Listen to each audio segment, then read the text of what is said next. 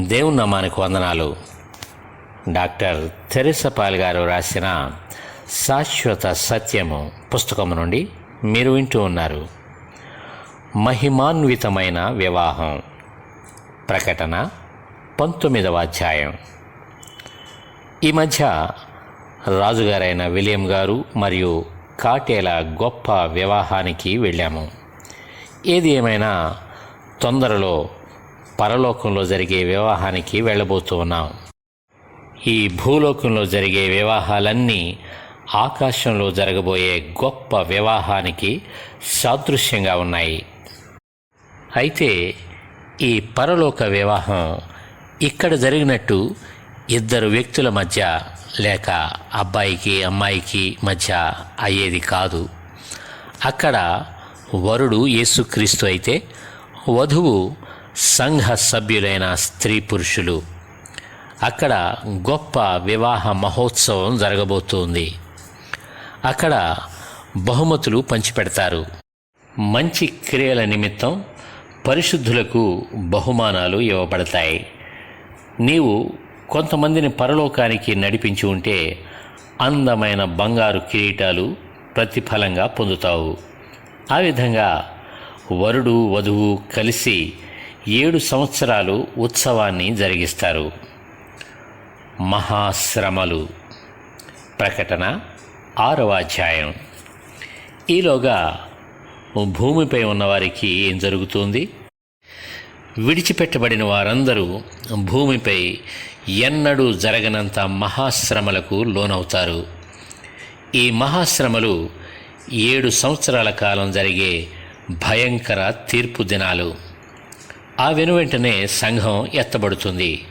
అదే సమయంలో అంత్యక్రీస్తు బహిర్గతమవుతాడు. ఇశ్రాయేలీలు మెస్సియను తృణీకరించినందుకు ఈ దేవుని తీర్పు మొదట ఇశ్రాయేలు ప్రజలపై ఉంటుంది. నిజానికి ఈ మహాశ్రమలు లోకమంతటా యేసుక్రీస్తును తమ రక్షకునిగా ప్రభువుగా అంగీకరించని వారందరిపైకి వచ్చే దేవుని తీర్పు. ఈ భయంకర జనముల గురించి ప్రకటన 6 నుండి 19 అధ్యాయాల్లో చెప్పబడింది. యేసు ప్రభువు కూడా ఈ మహాశ్రమల గురించి ముందుగానే మత్తయి సువార్త 24వ అధ్యాయంలో, లూకా సువార్త 21వ అధ్యాయంలో చెప్పాడు.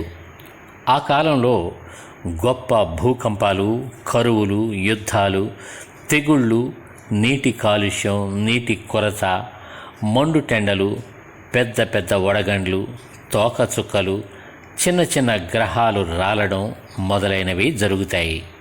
ఆ సమయంలో సూర్యుడు కంబళి వలె నలుపగును, చంద్రబింబమంతయు రక్తవర్ణమగును. పెద్ద గాలి చేత ఊగులాడు అంజూరపు చెట్టు నుండి అకాలపు కాయలు రాలినట్టు ఆకాశ నక్షత్రములు భూమి మీద రాలును.